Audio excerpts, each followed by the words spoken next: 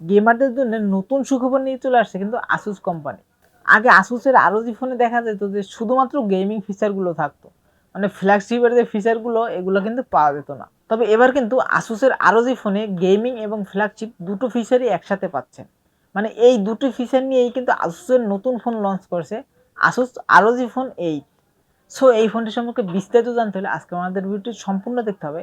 এবং আরেকটি কথা, যারা এখনও আমাদের চ্যানেলটি সাবস্ক্রাইব করেনি প্লিজ আমাদের চ্যানেলটি সাবস্ক্রাইব করে দেবেন এবং পাশে থাকা বেল আইকনটি অন করে দিবেন, যাতে আমরা নতুন কোনো ফোনের রিভিউ নিয়ে আসলে সবার আগে আপনি দেখতে পান। সো দেরি না করে যাওয়া যাক মেন ভিডিওতে। Let's go on. এই ফোনটির রেয়ার প্যানেলটি কিন্তু অনেকের কাছে ভালো লাগতেও পারে এবং অনেকের কাছে ভালো নাও লাগতে পারে। এর কারণ ফোনটির রেয়ার প্যানেলটিতে কিন্তু এক পাশে গ্লোসি ফিনিশ এবং আরেক পাশে ম্যাট ফিনিশ, মানে ক্যামেরার সাইডের অংশটা কিন্তু গ্লোসি ফিনিশ রয়েছে। ফোনটির বডি ফ্রেমটি কিন্তু মেটালের এবং এর নিচেই রয়েছে কিন্তু ওদের লোগোটি, যেটি ইলুমিনেটিং হয়। মানে এই লোগোটি কিন্তু RGB কালার দেয় ভাই। মানে পিছনে এমন একটি ডিসপ্লে রয়েছে যেটা আপনারা দেখলে বুঝতে পারবেন না, তবে অনেক কিছুই এখানে লেখা উঠে। মানে আপনি ইচ্ছে মতো অনেক কিছু লিখতে পারবেন, আপনি চাইলে আপনার নামও লিখে দিতে পারবেন এবং অনেকগুলো অপশনও দেখা যায়। ক্যামেরা দিয়ে ছবি তোলার সময় ক্যামেরা অপশন, ভিডিও করার সময় ভিডিও অপশন, গান শোনার সময় বেজের অপশন, মানে অনেক কিছুই আসে। সাথে রয়েছে 6.78 ইঞ্চি ডিসপ্লে, থিকনেস 8.9 মিলিমিটার এবং ওয়েট 225 গ্রাম। ফোনটি কিন্তু যথেষ্ট ভারী ভাই, মানে এক হাতে ব্যবহার করলে মনে হবে একটি ইট ব্যবহার করছেন, মানে এক হাতে একটি ইট নিয়ে আসেন। এবং এই ফোনটিতে কিন্তু একটি মজার বিষয়, মানে থিকনেস।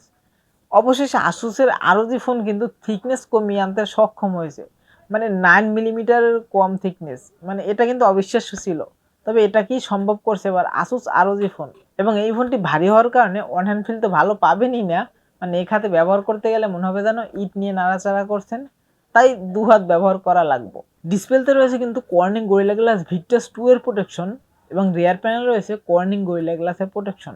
এবং এই ফোনটিতে কিন্তু IP68 এর রেটিং রয়েছে, যার কারণে ধুলোবালি কিংবা পানির ছিটে ফোটা থেকে এই ফোনটিকে রক্ষা করবে। এবং ফোনটির পোর্শন বাটন নিয়ে কথা বলতে গেলে ফোনটির রাইট সাইডে রয়েছে power button, volume up down button এবং দুপাশে দুটি প্রেসার ট্রিগার, যে কারণে আপনারা গেমিংটা খুবই ভালো করতে পারবেন। মানে যেহেতু এই ফোনটি গেমিং ফোন হিসেবেই লঞ্চ হয়েছে, তাই দুপাশে কিন্তু দুটি প্রেসার ট্রিগার দেওয়া হয়েছে গেমারদের সুবিধার জন্য। এবং লেফট সাইডে রয়েছে একটি USB Type-C পোর্ট এবং উপরে রয়েছে মাইক্রোফোন এবং নিচের দিকে রয়েছে মাইক্রোফোন এবং আরেকটি USB Type-C পোর্ট, স্পিকার এবং 3.5mm এর একটি হেডফোন জ্যাক। তবে একটি বিষয় কিন্তু আমার কাছে আনবিলিভেবল মনে হয়েছে, মানে এত দামি ফোনে 3.5mm এর হেডফোন জ্যাকটি কিন্তু সরানো হয়নি। মানে অনেক ফোনেই দেখবেন, মানে বর্তমানে প্রায় ফোনেই দেখবেন 3.5mm এর হেডফোন জ্যাকটি কিন্তু থাকে না। এই ফোনটিতে কিন্তু 3.5mm এর হেডফোন জ্যাকটি পর্যন্ত দিয়েছে। এবং ডিসপ্লে সেকশন রয়েছে 6.78 ইঞ্চির একটি LTPO অ্যামোলেড প্যানেলের ডিসপ্লে এবং এটাতে কিন্তু 165 Hz রিফ্রেশ রেট রয়েছে। এবং আরও থাকছে HDR10+ এর সাপোর্ট এবং পিক ব্রাইটনেস হিসেবে রয়েছে কিন্তু 2500 নিটস পিক ব্রাইটনেস। তবে 2500 নিটস পিক ব্রাইটনেস কিন্তু কম না, মানে খুব ভালোই ব্রাইটনেস। মানে 2500 নিটস পিক ব্রাইটনেস হওয়ার কারণে ইনডোরে তো ভালো ব্রাইটনেস পাবেনই, তবে আউটডোরে মানে ডিরেক্ট সানলাইটেও ভালোই ব্রাইটনেস পাবেন, মানে ব্রাইটনেস জনিত কোনো ঘাটতি মিলবে না। অপারেটিং সিস্টেম হিসেবে রয়েছে কিন্তু অ্যান্ড্রয়েড 14 এবং প্রসেসর হিসেবে রয়েছে কোয়ালকম স্ন্যাপড্রাগনের 8 Gen 3 প্রসেসরটি, মানে যেটি একদম লেটেস্ট প্রসেসর। বর্তমানে কিন্তু সারা বিশ্বের ভিতরে একদমই লেটেস্ট প্রসেসর, মানে এর উপরে কোনো লেটেস্ট প্রসেসর নেই। সো এত সুন্দর একটি প্রসেসর থাকার কারণে গেমিং পারফরমেন্স তো দুর্দান্ত পাবেনই, এটা নিয়ে মনে হচ্ছে আর বলার কিছু নেই, মানে আপনারা বুঝতেই পারতেছেন। এবং এই ফোনটি কিন্তু দুটি ভেরিয়েন্টে মার্কেটে পেয়ে যাবেন। একটি ভেরিয়েন্ট হলো 12GB র্যামের সাথে 256GB স্টোরেজ এবং আরেকটি ভেরিয়েন্ট হলো 16GB র্যামের সাথে 256GB স্টোরেজ। যার স্টোরেজ টাইপ হিসেবে পেয়ে যাবেন UFS 4.0 এবং এই ফোনটির রিয়ার প্যানেলে কিন্তু রয়েছে ট্রিপল ক্যামেরা সেটআপ। তবে এখানে কিন্তু একটি বিষয় আছে, মানে এলাকা ভেদে কিন্তু ক্যামেরা একটু ডিফারেন্ট হবে। মানে গ্লোবাল ভেরিয়েন্টের সেটআপটা আলাদা এবং চাইনিজ ভেরিয়েন্টের সেটআপটা আলাদা। চাইনিজ ভেরিয়েন্টের মেন ক্যামেরায় কিন্তু 50 মেগাপিক্সেল একটি শুটার রয়েছে, যাতে কিনা গিম্বল ওয়াইএস রয়েছে। আর আপনারা সকলেই জানেন যে ওয়াইএস থাকলে মানে ভিডিও করার সময় আপনারা যদি হাত নাড়াচাড়া করেন বা মোবাইল নাড়াচাড়া করেন, সেক্ষেত্রে সেকিভাবটা অনেকটাই কম আসে, মানে খুব স্মুথলি একটা ভিডিও পাওয়া যায়। এবং সাথে রয়েছে 13 মেগাপিক্সেলের একটি আল্ট্রাওয়াইড সেন্সর এবং সর্বশেষ থাকছে একটি 5 মেগাপিক্সেলের ম্যাক্রো সেন্সর। এবং গ্লোবাল ভেরিয়েন্টে রয়েছে 50 মেগাপিক্সেলের মেন শুটার, সাথে রয়েছে 32 মেগাপিক্সেলের একটি টেলিফটো জুম লেন্স, যেটা দিয়ে আপনার 3x পর্যন্ত অপটিক্যাল জুম করতে পারবেন। এবং সর্বশেষ রয়েছে 13 মেগাপিক্সেলের একটি আল্ট্রাওয়াইড সেন্সর। তবে চাইনিজ ভেরিয়েন্টের থেকে কিন্তু গ্লোবাল ভেরিয়েন্টের ক্যামেরা সেটআপটা আসলে অসাধারণ।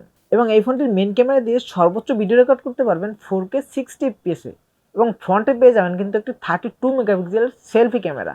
সো এই ফোনটির ক্যামেরা নিয়ে মানে কোনো চিন্তার কোনো কারণ নেই, মানে ক্যামেরা কিন্তু এক কথায় অসাধারণ পাচ্ছেন, মানে দুর্দান্ত ক্যামেরা পাচ্ছেন। ব্যাটারি সেকশনে রয়েছে 5500 mAh একটি বড় ব্যাটারি, যেটাকে চার্জ করার জন্য থাকছে 65 ওয়াট একটি ফাস্ট চার্জার।